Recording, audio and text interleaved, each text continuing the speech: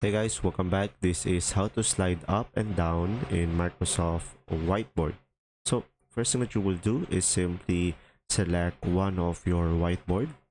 And now guys, in order for you to slide up and down in the Microsoft Whiteboard, you can just simply go ahead and use the right click button on your mouse.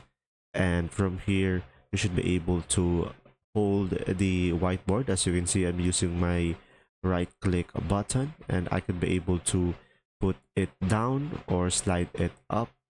So this will be depending on me.